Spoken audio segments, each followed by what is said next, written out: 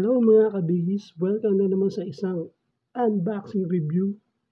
Ito ang DC McFarlane Toys Death Metal Superman.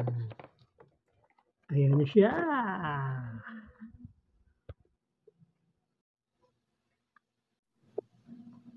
Siyempre yung harap ng box, likod, tapos the other side,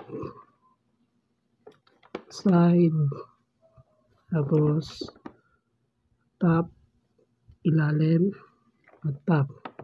Sayang lang yung box kasi kung box collector kayo, hindi ko mara-recommend sa inyo yung ganitong product kasi ano nyo naman yung resibo ba yan o barcode? Yan, natabunan na sa box. Kung mga top collector yan, hindi na kukunin yan, di ba?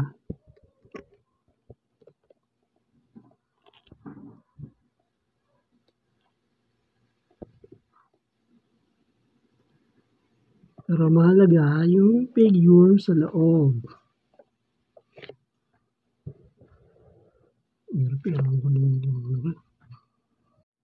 Ayan, pag-unbox nyo, ayan na siya. Nandito yung kanyang accessories. Both hands. Ayan. Ito ba? Ito.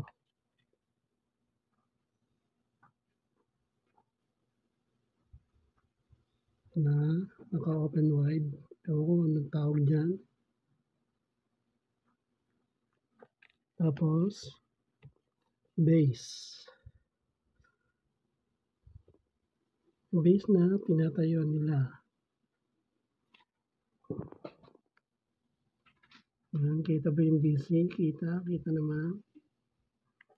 Then, yung buff parts na mabubuo natin isa pang figure. Ayan. Tapos, itong trading card.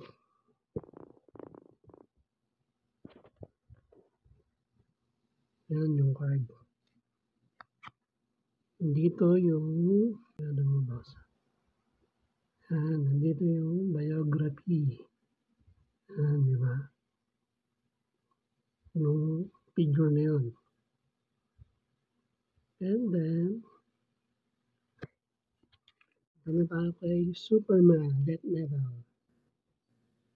Yan yung face niya.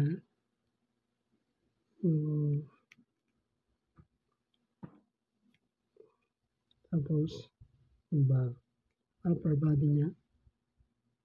Yung likod. Details yan. Pero sana dito, ginawa nilang, buong gray lang. Dapat medyo may iba pang kulay. Sa akin lang po yun. Tapos, yung brass knuckle niya. Kita nyo ba yung logo? Ayan, logo ng Superman. Sa accessories din, merong isa. Ayan, parehas. Ayan, parehas na may S. Details na details, di ba? Tapos, punta naman tayo sa articulation. Ayan. And look up. Tapos down. Left. Right. Hindi na siya tignan natin kung nakapag-360.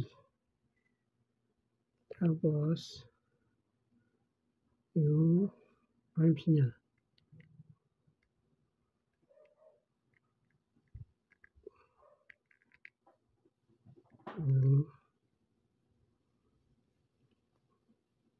Wide open. Oops, tanggal. Natanggal masyado. Tapos, itong chain, no? Ganda. Details. Tapos, knee bend. Ano, matigas na yung mga knee bend natin. Yan, matigas na yung mga joints. Stop. Ito naman, kabila. Knee joints. Tapos,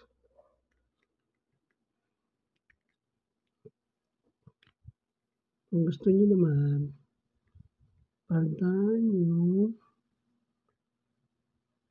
yung accessories niya, ugutin niyo lang yan, yung peg na yan.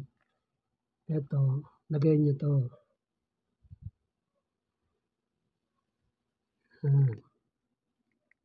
Yan, yung open.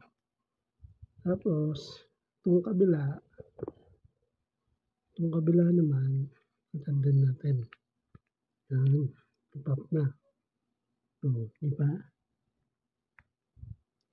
So lang, dito sa peg na to, pag ginanto nyo, may kita kayong parang ganyan. Yung top na yan. Yan. Diba? Pero, ano masasabi niyo dito sa figure na to? Okay na ba? Okay na ba yan? Ganyan. Ganda ng red eyes niya. No? Kaya, ano masasabi niyo?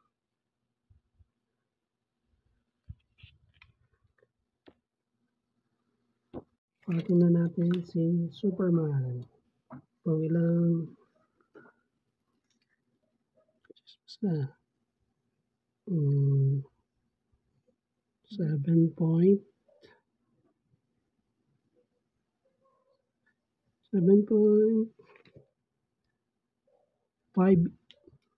inches. Comparison natin siya sa remote tsaka battery. Yan.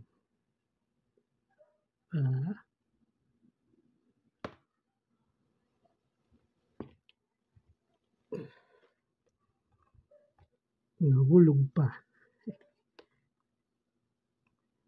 Hindi makatayo ang battery.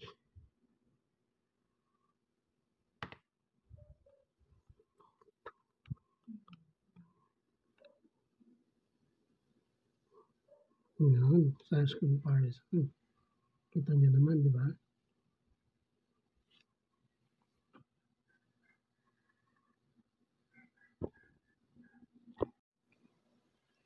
Yan, goods naman yung figure na yan. Sa akin, okay na yan. Kaso lang yung box, kung box collector talaga kayo, hindi pwede. Pero kung sa figure, okay naman. Tapos, ang presyo niya sa market ay, kung di si McFarlane talaga, ay nagkakahalagang 1,000 hanggang 1,300 pesos. Sa ibang seller. Pero sa global merch, nabili lang natin siya ng 281.65 pesos. Yan.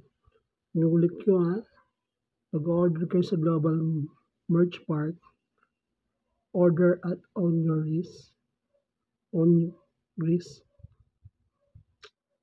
Pero sa akin, kaya ako lang kinuha to para sa mabubuo natin ba. Kaya, see you sa another video natin. Salamat!